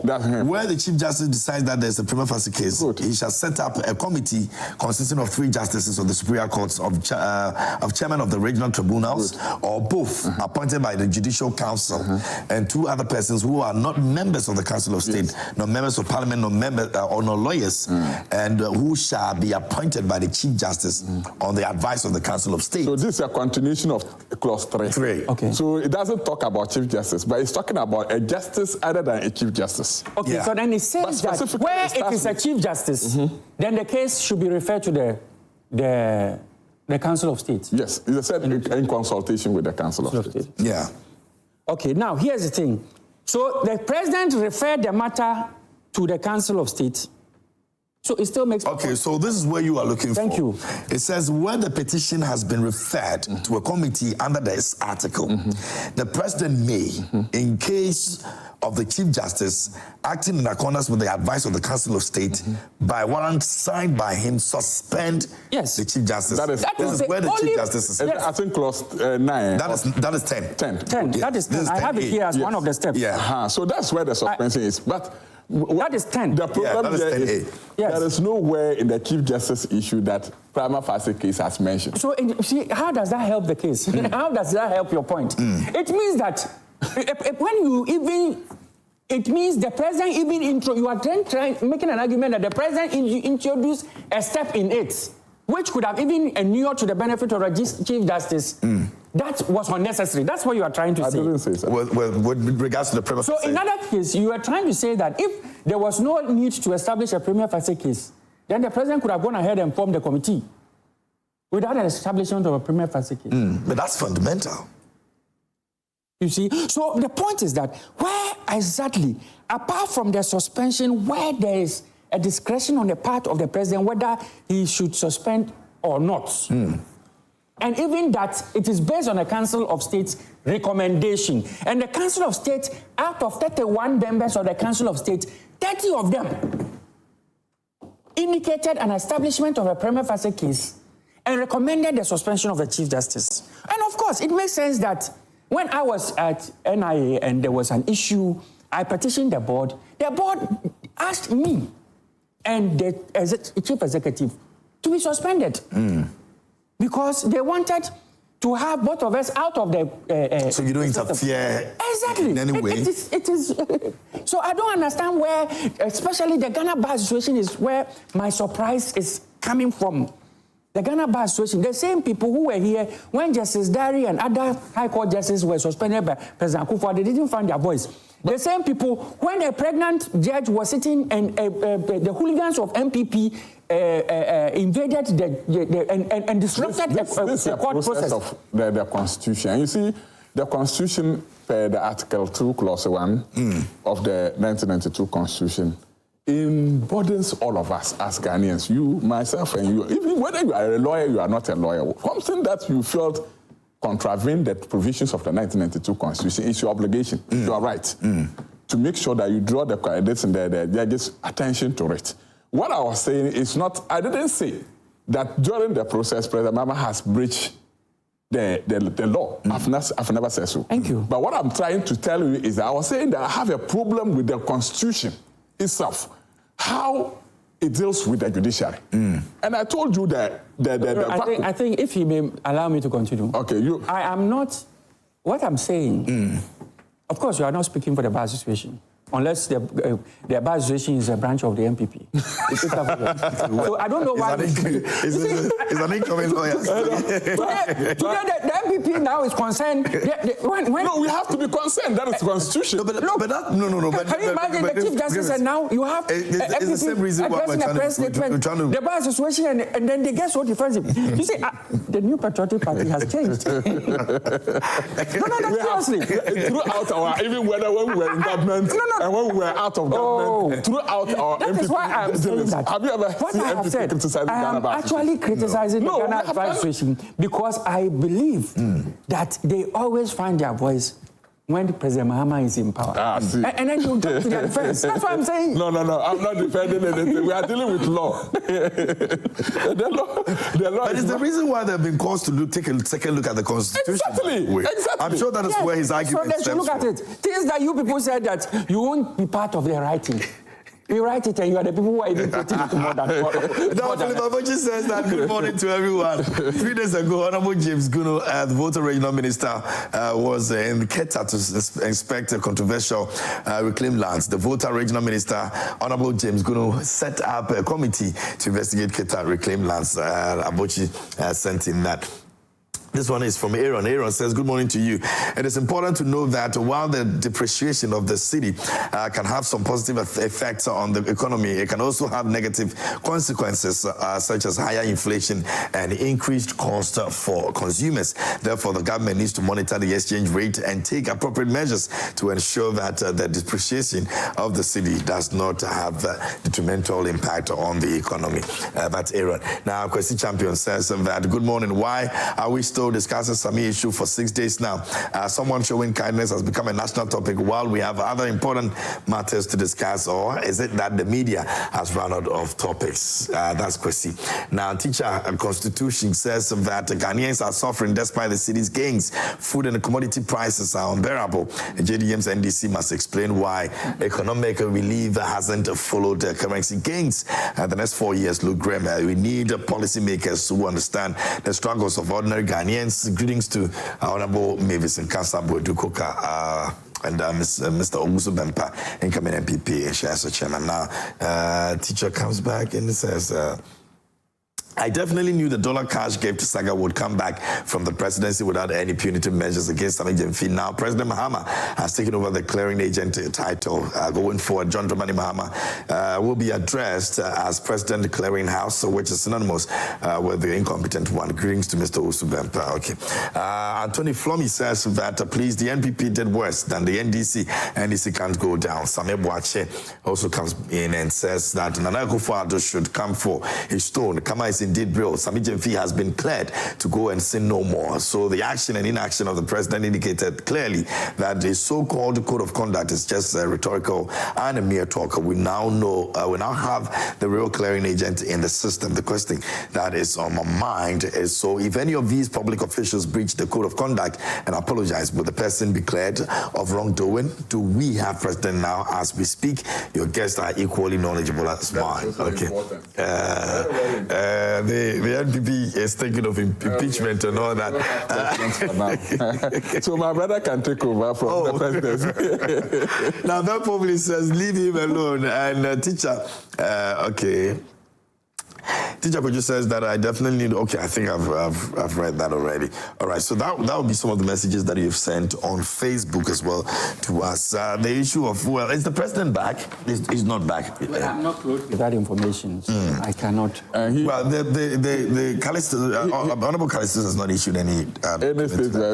For him, he's not in the Jubilee House, so he wouldn't know whether the president. This is for those who are in the Jubilee House. This morning, he should have greeted the Jubilee House and let them understand that you are coming here so that they give you prior information. But you see, it's a constitutional gap that sometimes we treat the Constitution as if it's an embodiment of a paper that has no use or value. The Constitution that we are talking about, as I'm saying, the Constitution, if there's a vacuum, if I'm a Ghanaian, I'll talk about it. The president traveler without any information. You know, the president, by the Constitution, before he leaves this country, he has to write and send to Parliament. For Parliament. We didn't see any of that from the Secretary to the President? No, we didn't see. No. It doesn't mean it wasn't done. It should be public. Okay. Yes, that because usually it's supposed to be out there for us to know. Yeah, it should be public. That is one thing. It should not be in a snow. That you are telling me that maybe it has been done, but we are not aware. We are public. The government communications should be proactive. Then, the speaker is also not in town. The vice president is. It's believed that he traveled before the president's travel. Now we have acting chief justice. Who is technically the president now? Who is not qualified to be the president. How? Because it's not been sworn in? If you say because it's not been sworn in, then that's it. Exactly. But by virtue of him being acting, he qualifies to be the president. Has he been sworn in as the president? No, if you're talking about that, then I understand. As president but I wanted for you to clarify your qualifications. So, because he's an acting Chief Justice. Whether you like it or not, he's the acting Chief Justice. So by virtue of that, he qualifies to be the president. If it's about swearing in, then that's the different conversation. You see, but we have to treat our Constitution very serious. We have to take it very serious. My brother, talk to the president. Discuss this. Was it part of the topic? You can't come and sit here set your own questions and answer them.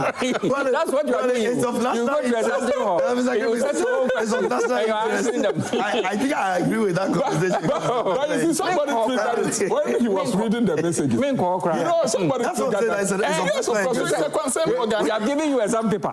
You go and write, you go and then you are setting your own questions. Gasti says that, but Gasti Madam says President Mahama is now going to throw all his weight against the CJ now that he's cleared his beloved one, Sammy Gyamfi. His presidency is purely for the removal of the opponent and the members of the judiciary. Everyone knows the removal of the CJ is done and gone. All these processes are just formalities, but Mr. Griffin and his party must know that Kama is always at the corner watching them. See his energy and his submission about the CJ. I think so too. Special greetings to you, dear host KMJ, the panelists. I'm Norbert Tenu from Lungu. Okay, I think I've read that. Yeah, I've read that. Let me go down and see. This one over here says, why is Osei Kwame saying that Sammy Gyamfi is is giving of gift in Ghana now a crime? Is giving of gift in Ghana now a crime? Osei Kwame, why? Also best. You don't want him to admit that he erred, but he's been pardoned because he deserves to have that, pardon. Is that what you're saying? Everybody knows that what he did, a lot of people have said he was wrong, but the issue has to do now with what the presidency make of it. Now, good morning, KMJ. When did Sammy Gyamfi shed dollars in opposition? In just 4 months, he doesn't even have cities on him, but rather dollars after announcing 2.7 billion gold sales. This man is seriously defending bad deeds. Kama is watching us from Louis. Is that where the money is coming? That's $2.7 billion. This one says you have the rates, but Aboki has the dollars. I needed $2,000 yesterday and went to a bank, but they were out of dollars. Now they called Aboki, negotiated, and within 30 minutes he delivered the dollars. He even boasted that he could provide $2 million in just 1 minute. I'm puzzled by the Chief Justice hasn't resigned yet. Whether you like it or not, they are likely to remove them from office. And that's Brookman Anobio sending in that. Abochi has them. But that is very serious issue. It's been happening for a while now. You go to their bank, and the bank would rather direct you to the black market. Go there, and then they have enough. They have enough. The bank don't have the money, and I see it to be some kind of syndicated thing that they are doing. Because if the manager cannot get the money, they have the dollars, but he knows that this particular person who has it. So it means that if this man goes there, they give him the dollars. He comes to the market. When you go there, they will ask you to come to him. Take the dollars there, and whatever percentage that the person has, he gets his own share. That's a business as usual. Now, Mr. Adongo says that now when you go for your dollars in the bank, you will not get it. You get it in CD equivalent. That's also another conversation that has sparked, up right now. But we'll see how that one also goes. Now, this one says, good morning, KMJ. The presidency has spoken. We move. This issue has nothing to do with the NPP. The gentleman in question has had cause to complain about top officials using dollars. Sammy Gyamfi questioning where Cecilia Dapa got her dollars from. Now, even though there is no evidence or so ever, the point to the fact that Madam Cecilia Dapa has stolen state money. Sammy Gyamfi questioning the CJ for using dollars and went on to say, we don't use dollars in Ghana. Today, the CJ is on suspension as a result of one of these allegations against her. Today, this same gentleman is government appointee and is out there splashing dollars. We asked ourselves why Agrada decided to snatch the rest of the dollars from SM's hand, and there was a lot of dollars in that car. If in the view of Mr. President, he's done nothing wrong, so be it. This is a government who has dropped all cases against its party members who were already in court and going after its political opponent. So this decision is not surprising. Okay. Let's not judge Sammy Gyamfi too harshly. He showed kindness to someone in need, and that's something to be commended. We don't know if he had any other thing intended, but these actions demonstrate empathy and generosity. That's part question. Well, some people believe that Agrada is not somebody who is in need. But Mr. Fuseini believes so as well. Agrada has some plenty dollars. Now, good morning to you. If it is important to know that while the depreciation of the city can have some positive effects on the economy, it can also have some negative consequences such as higher inflation and increased cost of consumers. Therefore, the government needs to monitor the exchange rate and take appropriate measures to ensure that the depreciation of the cedi does not have a detrimental impact on the economy. And the Aaron Baba Kuko Commissar Aaron, so it's the appreciation of the cedi that we were talking about. This one over here says, good morning, KMJ. My boss, Griffiths, is really struggling on the topic that is not usual of him. The new clearing agent is in town from Operation Clear All Looters to Operation Clear Sammy. As for Sammy Gyamfi's dollars, the least said the better. Karma is real. If dollars are in his cars like this, then maybe at the house they will be sleeping. They will be sleeping on dollars just in 120 days in office. UKMJ today, people are quick to say Sammy can afford such money because he's hardworking.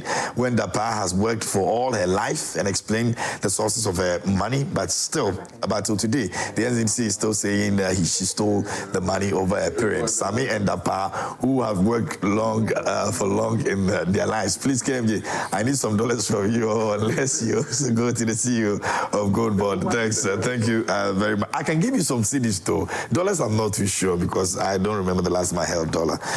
So yeah, from cedis I can help. Hi, please. Very bad. Yeah. Send your messages. We'll read them. Let me go. I don't know why my team at the back is telling me that I'm lying about that. They have no idea I've had any dollar, but they are not in my house too. Good morning, Roland. President Mahama didn't clear Sammy Gyamfi, but rather cautioned him. Those who disagree can go to Labadi Beach and see the futility of their stance, especially the 1 hour, one conference party. No. Listen to these people. That's somebody's commentary. Yeah, of course, but the person belongs to you. So it's coming from your account. It's coming from your account. Good morning. The person is not an official spokesperson of the party. If we fail to understand, we can go and bend the seat. That is why I'm saying that it is coming from an individual sitting somewhere, not an official position of the party. So you disagree with him? Of course I disagree with him. Okay. I've said that what the public would perceive to be right is what is right in the eyes of a public official. Okay. I've made that comment here. You know, that's why somebody is even criticizing me for saying that it is wrong. Yeah. The person didn't listen carefully to what I said. Yeah. Good morning, KMJ. I think the hypocrisy of the NPP has become a cancer in their bones. What did they say about Kingsley Nyako, who gave cash to EC officials in the full glare of everyone? Why are they making mountain out of an anthill?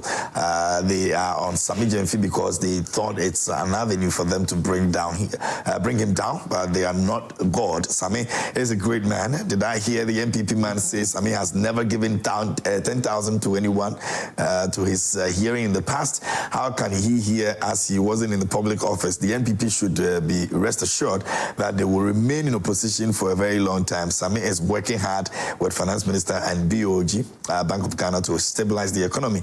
He should count the number of scandals in NPP government during their first 4 months. Do you know this issue has not averted the minds of the Ghanaian people? For me, I've forgotten about it.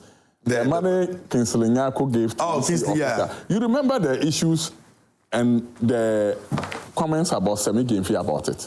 You remember that time? It was the same money that... It was even in cities. Yeah. He gave to them that they should go and buy food. Sammy Gyamfi crucified this man. But you see, the thing is this, that's an EC official. That's yes, Sammy has always been passionate about you see? how he... It's an official. He's like man. Which official is Agrada? Agrada is... Please, I mean, EC official who is supposed to be superintending over an election. Agrada, and then you, a political actor, who is a participant. An MPP now apologizing to the president. Whatever the situation. So she had it's like we are going to play soccer, and then you, before we go on the field, you are going to give money to the referee, and you say you actually complain. That's what you are saying. Well, if the money went to bribe the person, wouldn't have been in the public domain. Oh, yeah. He did it. He gave it to them that is go and buy food. You understand? And these are people who can say they are vulnerable. But not Agada, who is believed that she's got... Just recently I saw her video in the house. The number of cars packed in there, you cannot classify she's doing well. You can't tell me that the lady is a needy person, and therefore you are dashing the person to go and buy food. Is that what you... Well, that's not what I'm saying. I haven't said that. No, I'm referring you to issues. Sometimes those who have also need more, right? Or maybe you are judging that benevolence should be channeled to the needy people. Those who need that. And I heard one NDC person said he wanted to pay his school fees. He went to Sammy Gyamfi's office. He said they didn't pay them. Oh, well, it is believed that it was generated, an AI-generated tweet. I've seen that tweet. You've seen it? Yes, people actually said that it's not. But it wasn't on, just only tweet.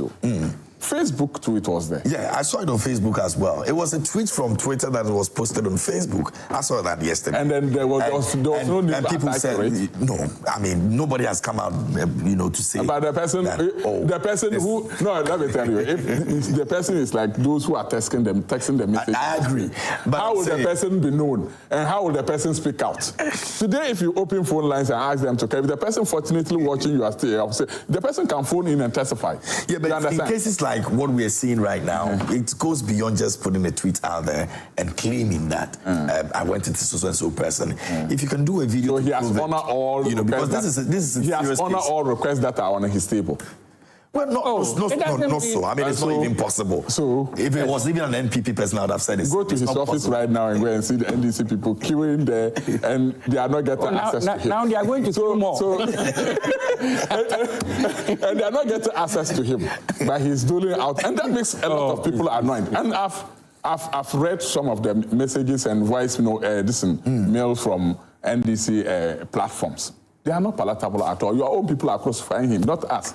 Oh, that is expected. I mean, after all the work that these people have done, you'd expect that if monies will go to anybody, it should be them. I would have even complained if I was an NDC person who has worked so hard for this. But at the end of the day, the question is, it's his own discretion. People are saying that he decides that he wants to give money to where the money went to is the wrong place. If you had given the money to somebody else, there wouldn't be any complaint, and then some people will now crucify him. Would MPP have done the same thing they're doing now? People will say, look, I remember one time... Would the MPP be doing what they're doing now? During the by-election in 96 and 97, I was in charge of the campaign in the Fijasatre East constituency. And then we got information that somebody had been shot. So I quickly, that time we were in a town called Bipasi. I got out of my vehicle and asked the driver to go and take the person to the hospital. The driver came back and said the person is an MPP person. So you see, people all sorts of characters are involved in these politics that we are doing. Wow. So and they wouldn't take the person? So I said, look, so what? Go and take the man to the hospital. You see?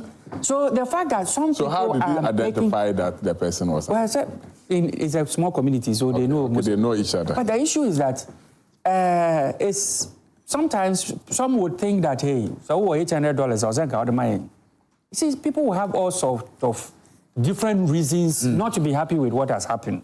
But have you heard that Maxwell Kofi Juma's house have been raided? How?